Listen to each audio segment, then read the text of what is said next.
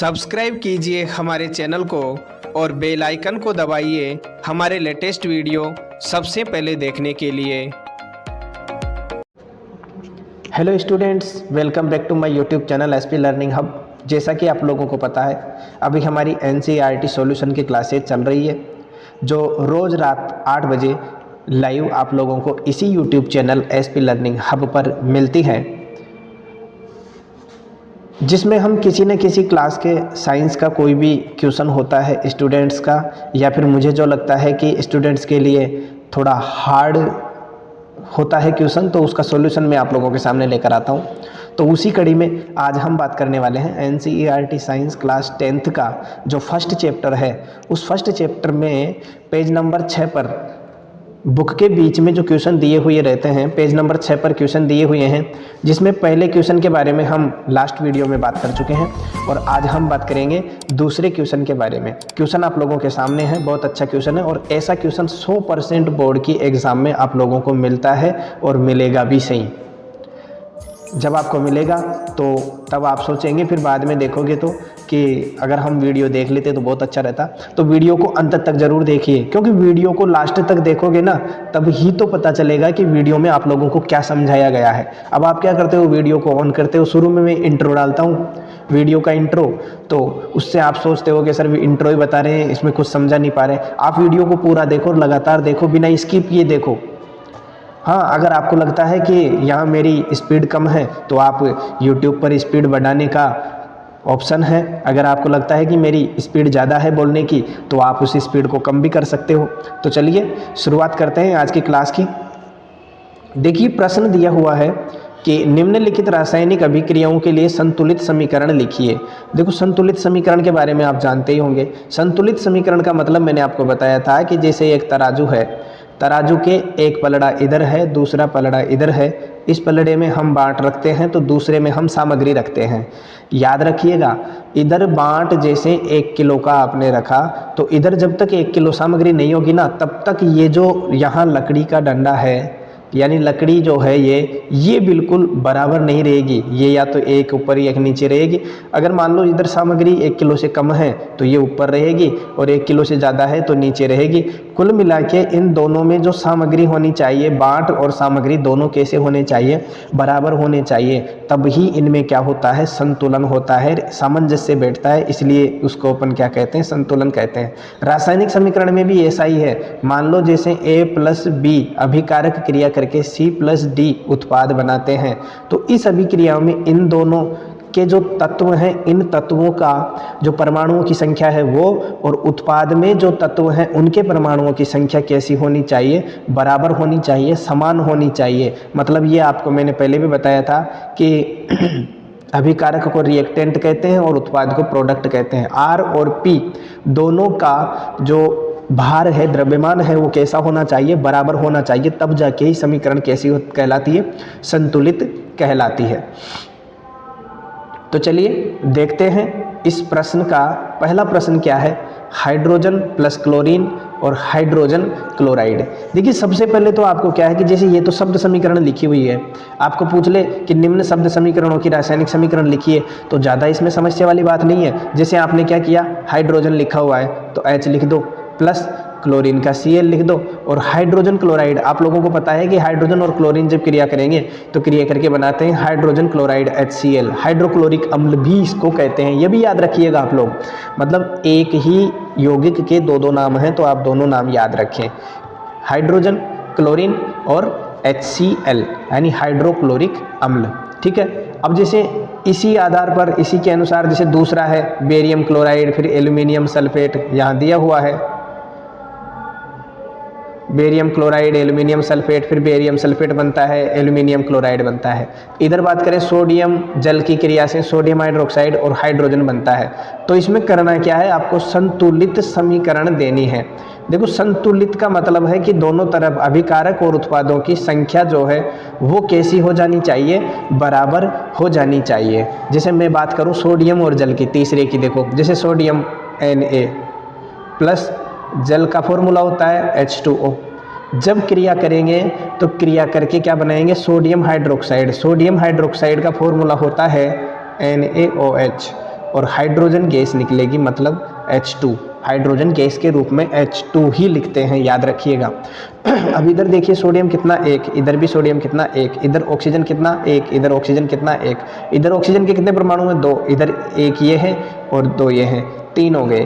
तो अब आपको संतुलन करने के लिए क्या करना है, जोड़ बाकी भाग कुछ नहीं करना, सिर्फ गुणा कर सकते हैं हम, और गुणज के रूप में हम लिख सकते हैं। गुणज में भी देखिए जैसे H2O लिखा हुआ है, अब ऑक्सीजन के परमाणुओं की संख्या बढ़ानी है ना, तो अपन यहाँ नहीं लिख सकते, इधर नहीं लिख सकते, इसको बॉक्स में बंद करके इधर ही लिखना पड़ेगा, ठीक है ना। तो इनकी संतुलित रासायनिक समीकरण जो है वो यहाँ लिखी हुई भी अभी आप लोगों को मिल जाएगी, उनसे समझना चाहो तो अच्छी बात है। उनसे समझने के बाद में फिर मैं ऐसे स्क्रीन पर लिख लिख के एक एक की फिर समझा दूंगा, ठीक है। अब देखिए जैसे पहले का आपके सामने यहाँ लिखा हुआ है कि हाइड्रोजन क्लोरीन और हाइड्रोजन क्लोराइड। अब हाइड्रोजन को जब गैस के रूप में लिखते हैं तो H2 लिखते हैं, याद रखिएगा। गैस के रूप में किसी को भी लिखे अपन किसी भी तत्व को, तो उसको परमाणविक रूप में नहीं आणविक रूप में लिखते हैं। आणविक रूप का मतलब जैसे हाइड्रोजन प्रतीक है H, तो ये परमाणु के रूप हो गया। आणविक रूप में लिखेंगे तो 2 परमाणु मिलकर अणु बनाते हैं, 2 से अधिक भी हो सकते हैं, ये कोई जरूरी नहीं है, लेकिन अधिकतर 2 ही होंगे। तो H2 के रूप में यहाँ पर अपन को लिखना है गैस के रूप में, ठीक है ना। तो यहाँ देखिए H2 लिखा हुआ है, Cl2 लिखा हुआ है, और इधर सूत्र बनेगा HCl, हाइड्रोक्लोरिक अम्ल। अब देखो आप इधर हाइड्रोजन कितना है 2, तो इधर हाइड्रोजन को 2 करने के लिए देखो आपको यहाँ पर क्या करना है, एक बॉक्स बना देता हूँ मैं, किसके लिए, HCl के लिए। ये बॉक्स बना दिया। अब इस बॉक्स के अंदर कुछ भी चेंज नहीं कर सकते अपन, तो इसीलिए तो देखो यहाँ आगे 2 लिखा हुआ है, अन्यथा अपन जैसे इधर H2Cl2, यहाँ तो ठीक है दोनों ही हैं, हाइड्रोजन के भी 2 परमाणु, क्लोरीन के भी 2 परमाणु, इधर दोनों के एक एक परमाणु हैं, 2 करने के लिए 2 से अपन गुणा कर दिए इधर। ये मैंने आपको पहले भी समझा दिए और फिर और लिख के अभी समझा दूंगा मैं, अलग से लिखा हुआ है उसके भी अलग से लिख के समझा दूंगा। देखो जैसे H2, ठीक, फिर अभी क्रिया हुई Cl2 से, यहाँ एरो का निशान लगाए और HCl, ये बन गया हाइड्रोक्लोरिक अम्ल उत्पाद। ये दोनों तो क्या है, अभिकारक हैं, और ये क्या है, ये उत्पाद है। हाइड्रोजन के कितने परमाणु 2, इधर हाइड्रोजन का परमाणु 1, इधर क्लोरीन के परमाणु 2, इधर क्लोरीन का परमाणु 1, मतलब इसमें हाइड्रोक्लोरिक अम्ल यानी HCl जो लिखा हुआ है इसमें हम कुछ चेंज नहीं कर सकते, तो इसके तो लगाते हैं हम क्या, एक बॉक्स लगा देते हैं। ये बॉक्स लगा दिया, ये बॉक्स में बंद रहेगा। अब इसके बाहर चेंज करना है, जैसे मान लो गुणज के रूप में हम यहाँ 2 लिखते हैं, तो यहाँ हाइड्रोजन के कितने परमाणु 2, इधर भी हाइड्रोजन के कितने परमाणु हो गए 2 हो गए, इधर क्लोरीन के कितने परमाणु 2, और इधर भी क्लोरीन के कितने परमाणु हो गए 2 परमाणु हो गए। तो मेरे हिसाब से ये जो समीकरण है ये संतुलित हो चुकी है, ठीक है ना। H2Cl2 और 2HCl, इस प्रकार ये संतुलित हो गई और ये संतुलित रासायनिक समीकरण पहले प्रश्न की सही हो चुकी है, यानी पहले की जो यहाँ पर ये समीकरण लिखी हुई है कैसी है, करेक्ट है, ठीक है। पहली समीकरण आप लोगों को अच्छी तरह समझ में आ गई होगी। फिर भी अगर कोई आपका क्वेश्चन है, कोई समस्या है, तो आप कमेंट बॉक्स में कमेंट कर सकते हैं। दूसरी समीकरण को देखते हैं। देखिए दूसरी समीकरण है, दूसरी समीकरण लिखी हुई है आपके सामने, शब्द समीकरण है बेरियम क्लोराइड। तो सबसे पहले तो BaCl2 बेरियम क्लोराइड का सूत्र लिखना अपन को आना चाहिए। दूसरा है एल्यूमिनियम सल्फेट, तो एल्यूमिनियम सल्फेट Al2SO4 का होल थ्राइस, ये इसका समीकरण सूत्र होता है एल्यूमिनियम सल्फेट का। फिर है बेरियम सल्फेट, तो BaSO4 इसका सूत्र होता है, एल्यूमिनियम क्लोराइड AlCl3। अच्छा ये सूत्र कैसे आए, तो इसके लिए तो आपको देखो नैयनिक मूलक और ऋणायनिक मूलकों की जानकारी आपको होनी चाहिए।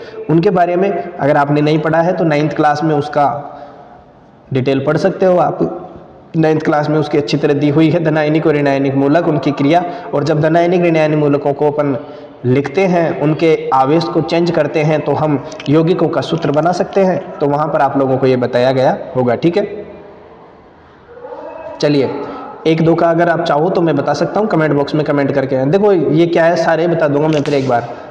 अगर धनायनिक मूलक और ऋणायनिक मूलकों के बारे में आपको जानकारी है तो आप बना सकते हैं, नहीं है तो आप कमेंट बॉक्स में कमेंट कर सकते हैं। मैं इनके बारे में वीडियो बना दूंगा कि यौगिकों का जो सूत्र है वो कैसे बनाया जाता है, ठीक है। चलिए अब इधर देखते हैं अपन इनको।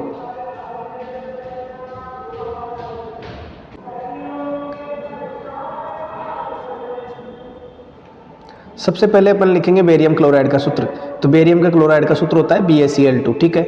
एल्यूमिनियम सल्फेट के सूत्र की बात करें तो Al2SO4 यहाँ पर लिखा हुआ है। बेरियम सल्फेट की बात करें तो BaSO4 लिखा हुआ है। एल्यूमिनियम क्लोराइड की बात करें तो AlCl3। यानी देखो ये दोनों तो क्या है, अभिकारक हैं, और ये दोनों क्या है, ये दोनों उत्पाद हैं। तो अभिकारक क्रिया करके ही तो उत्पाद बना रहे हैं। तो अभिकारकों के सूत्र अपन को लिखने आने चाहिए, उत्पादों के तो फिर अपन बना भी सकते हैं। अगर शब्द समीकरण लिखी हुई है तो उससे सूत्र भी अपन बता सकते हैं, लिख सकते हैं, लेकिन प्रतीक हमको पता होने चाहिए। जैसे अब देखिए बेरियम क्लोराइड, तो BaCl2। अब यहाँ बेरियम का कितना परमाणु, 1, इधर कितना परमाणु, 1, इधर क्लोरीन के 2, इधर क्लोरीन के 3, इधर एल्यूमिनियम के 2, इधर एल्यूमिनियम का 1, और इधर सल्फेट की बात करें तो 3 है, इधर सल्फेट का 1 है। तो सबसे पहले उस यौगिक को अपन संतुलित करते हैं, उस तत्व को संतुलित करेंगे जिसमें उसके परमाणुओं की संख्या सबसे अधिक अंतर जिसमें होता है, ठीक है। तो यहाँ पर क्या करते हैं अपन, स्क्रीन पर आप देख रहे हैं, इधर जैसे ही लिखा हुआ है ये, अब इधर देखो आपको मैं यहाँ डायरेक्ट इसकी वो बता देता हूँ मैं समीकरण, संतुलित समीकरण देख लीजिए, स्क्रीन पर ये देख रहे हैं आप।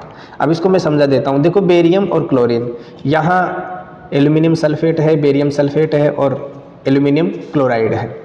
इधर और इधर दोनों तरफ अगर अपन देखते हैं तो यहाँ क्लोरीन के 2 थे, यहाँ 3 थे। अब इसको तो 2 से गुणा करें अपन, 3 वाले को, तो भाई यहाँ 3 है, जोड़ना घटाना कुछ नहीं है, गुणा करना है। तो इसको तो अपन जैसे 3 वाली है तो इसको तो 2 से गुणा करें और इस 2 वाले को 3 से गुणा करें, तब जाके ये संतुलित, 2 तिया का 6 और 3 दूनी का 6 ऐसे संतुलित होंगे।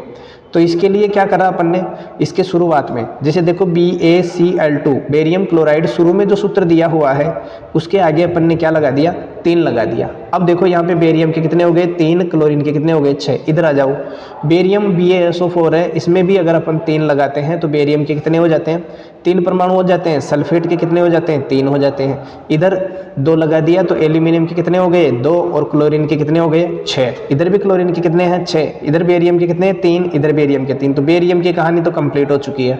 क्लोरीन की इधर 3 दूनी 6 हो गए, इधर भी 3 दूनी 6 हो गए, ठीक है। अब बात आती है एल्यूमिनियम सल्फेट की, तो इधर एल्यूमिनियम कितना हो गया, 2, इधर एल्यूमिनियम 2 ऑलरेडी है, SO4 3 और 3 लगाने से SO4 कितने हो गए, 3 हो गए।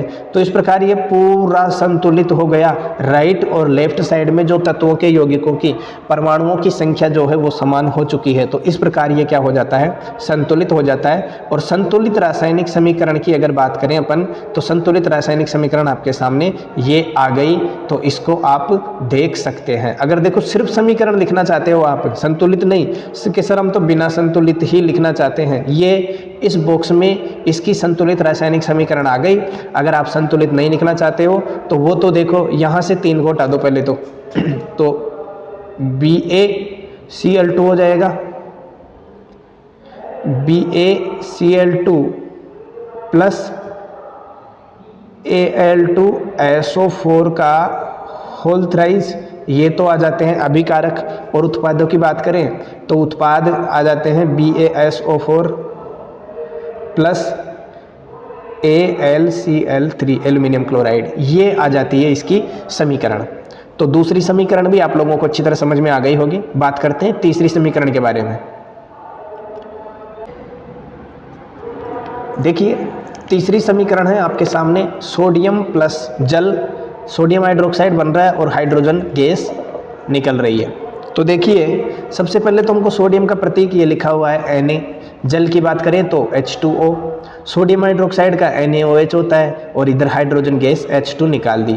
अब सबसे पहले मैं इनको मिटा देता हूँ, यहाँ संतुलित किया हुआ है, मिटाने के बाद में सही समझ में आएगा आपको। अब ये समीकरण बनती है अपने पास में नॉर्मली अगर लिखते हैं तो असंतुलित या बिना संतुलित की हुई समीकरण। यहाँ सोडियम आ गया, यहाँ जल आ गया, यहाँ सोडियम हाइड्रोक्साइड आ गया और ये H2 हाइड्रोजन गैस आ गई।